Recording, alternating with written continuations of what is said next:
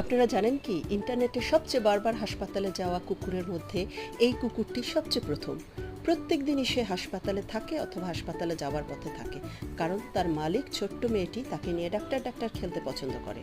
প্রথম প্রথম এই ডাক্তারের পেশেন্ট ছিল মেয়েটির বাবা, কিন্তু অনেক সার্জারি আর চিকিৎসার পরে তার বাবার মনে হলো যথেষ্ট হয়েছে, তাই সে চালাকি করে কুকুরটিকে রোগী বানিয়ে দিল।